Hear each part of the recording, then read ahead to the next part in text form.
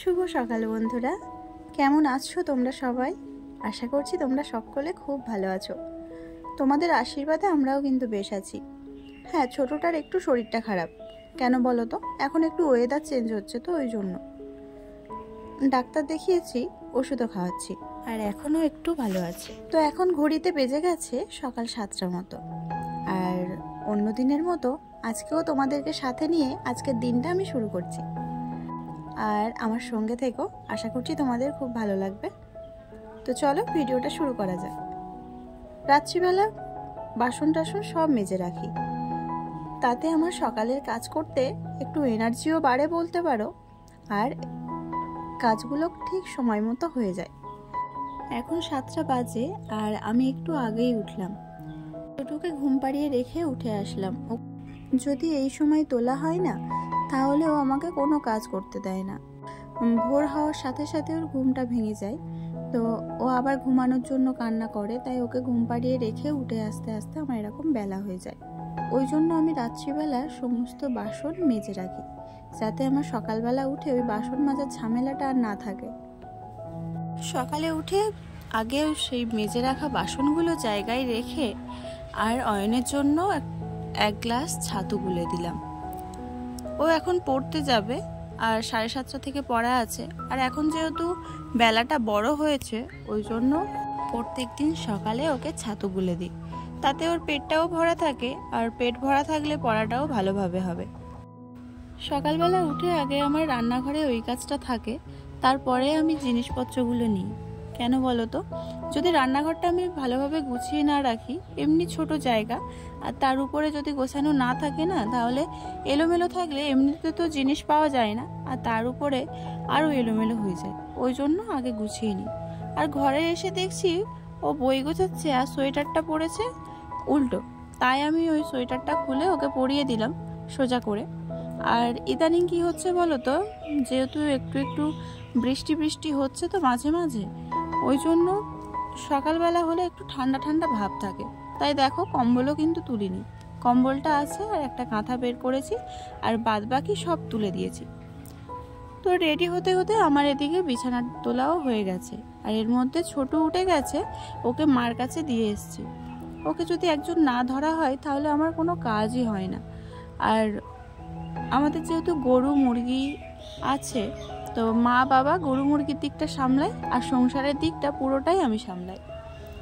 তাই ছোটুকে মার কাছে ধরিয়ে দিয়ে এসে এখন আমি বিছানাটা টান টান করে পেতে নেব। আর অয়নে পড়তে চলে গেল। সকালবেলা উঠে আগে ডাস্টিংয়ের কাজটা আমি সেরে নিই। আর আমাদের এখানে এতটাই ধুলো না, আর যেহেতু বালি এলাকা, তো ধুলো সব সময়। এই বিছানার উপরে লাফালাফি করলেও দেখবে এই স্টিলের খাটে ভালো বোঝা যায়, গুঁড়ি গুঁড়ি ধুলো ভর্তি হয়ে যায়। ততক্ষণ পারি আমি পরিষ্কার করে রাখার চেষ্টা করি। তো যাই হোক, আমার বিছানা গোছানো হয়ে গেছে। বিছানা এইরকম গোছানো দেখলে খুব ভালো লাগে। সারাদিন পরে তুমি যদি হাজারো কাজ বাইরের থেকে এসে ঘরটা যদি দেখো এরকম গোছানো আছে, তাহলে মনটা ভালো থাকে। কিন্তু আমার সেটা হয় না। এই গোছানোটা যতক্ষণ আমার ছেলেরা বাইরে থাকে ততক্ষণ, তারপরে আবার যেই কে সেই হয়ে যায়। তো যাই হোক, রাত্রের কিছু জামা কাপড় ছিল এখানে, তো সেইগুলো আমি একটু এইখানটাই গুছিয়ে নিয়ে রেখে দেব। আর এই ব্ল্যাঙ্কেটটা এখনো তুলতে পারিনি, কাঁথার বাক্সটা যেহেতু মার ঘরে আছে, আর ওইখানটাই জিনিসপত্র তো ভর্তি আছে বাথরুমের। ওই জিনিসপত্রগুলো একটু সাইড করে তারপরে গিয়ে কাঁথার বাক্স খুলে এইটাকে আমার রাখতে হবে। তাই জন্য আমি এই চেয়ারটাতেই আপাতত রেখে দিয়েছি। আর এমনি 4টে চেয়ার আছে, তাই এই চেয়ারটা অতটা বেশি লাগে না, ওই জন্য এইভাবে রেখে দিয়েছি। আবার একটু সময় করে ওইটাও রেখে দিয়ে আসবো, তাহলে আমার চেয়ারটাও ফাঁকা থাকবে। আর টেবিলটাও আমি যতটা সম্ভব ফাঁকা রাখার চেষ্টা করি। আর ইদানিং বললাম যে ছোটুর শরীর খারাপ, ওই জন্য ওষুধ আছে, তা ওষুধগুলো আমি এইভাবে কোটোতে রেখেছি, যাতে ছড়িয়ে ছিটিয়ে না যায়। আর আমার হাতে দেখো যে ঝাঁটাটা দেখছো না, এটা ফুল ঝাড়ু ছিল। তা কি হয়েছে বলো তো, আমাদের ছোটু ফুল ঝাড়ুর যে ঢাকনা মতো হয় না পিছন দিকে, যেটা ধরে আমরা ঝাড় দিই, সেটা খুলে ফেলে দিয়েছে। আর ঝাঁটার কাঠিগুলো সব বেরিয়ে নষ্ট হয়ে গেছে। আর কিছুটা ভালো ছিল, তাই সেইটা নিয়ে এইভাবে গার্ডার দিয়ে আটকে দড়ি বেঁধে এইভাবে চালাচ্ছি। আর যেহেতু চৈত্র মাসে ব্যবহার করা ঝাড়ু সব বাদ দিয়ে দিতে হয়, ওই জন্য আর নতুন করে কিনিনি জানো তো। আর দেখলেই তখন পা মোছাগুলো সব আমি রোদ্দুরে দিয়ে দিলাম। তো রোদ্দুরে দেওয়ার পরে ঘরবাড়ি মুছে আর তারপরে আবার জায়গার জিনিস রেখে দিয়েছি। আর এদিকে দেখো আমার ভাগ্নিরা এসছিল, ভাগ্নি জামাই আর মেয়ে, ঠিক আছে, এসছিল। ওর শরীরটা খারাপ ছিল, তাই একটু ডাক্তার দেখাতে এসছিল, তাই মামা বাড়ি থেকে ঘুরে গেল। তাই এখন ওরা আবার চলে যাবে।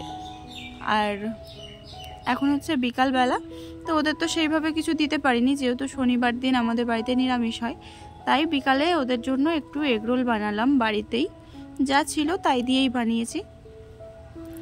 তো 5টা এগরোল করেছি 2 ছেলের জন্য, আর ওরা 3 জন ছিল, ওদের 3 জনের জন্য। আর আমি আর মা খাইনি, বাচ্চারা খেলে অসুবিধা হবে না, আর এই একটা দিনের তো ব্যাপার, অসুবিধা নেই। তো যাই হোক, আমি যেমন পেরেছি সেইভাবে তাড়াহুড়ো করে এগরোলটা বানালাম।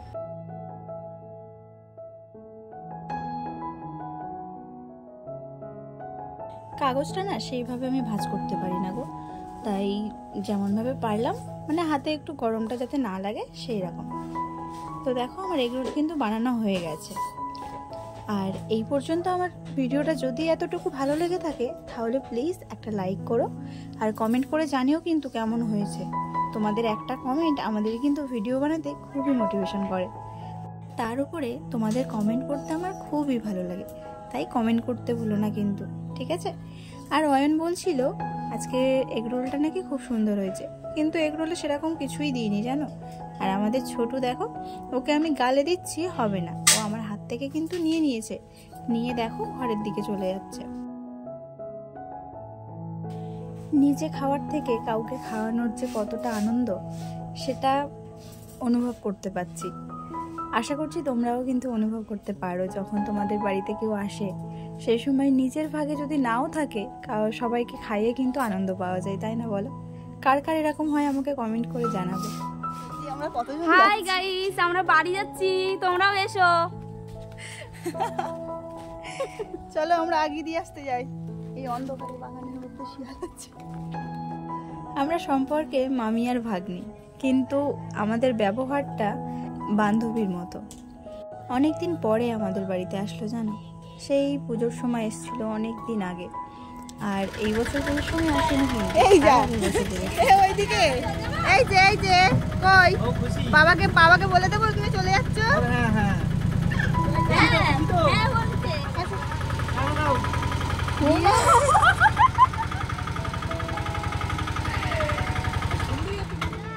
দেখো অটো ছেড়ে দিয়েছে, আর ও তো দেখলে আসতেই চাইছিল না। যাই হোক করে দোকান থেকে খাবার দাবার কিনে নিয়ে এসে আর মার কাছে দিয়ে দিলাম। মা পুজো দিচ্ছে, ও সোজা এসে ঠাকুর ঘরে উঠেছে। আর দেখো এর মধ্যে আমার কিন্তু লুচি আর সোয়াবিন আলুর তরকারি হয়ে গেছে, আর এখন অয়নকে দিয়ে দেব। আর ছোটু আর ঠাম্মা পুজো দিয়ে আর ছোট কাকিমাদের বাড়িতে গেছে। তো বন্ধুরা, আজকের মতো আমি ভিডিওটা এখানেই শেষ করছি। যদি এতটুকু ভালো লাগে তাহলে প্লিজ লাইক কমেন্ট শেয়ার করবে, আর যদি এখনো আমার চ্যানেলটা সাবস্ক্রাইব করে না থাকো, সাবস্ক্রাইব করে আমার পাশে থেকো। টাটা।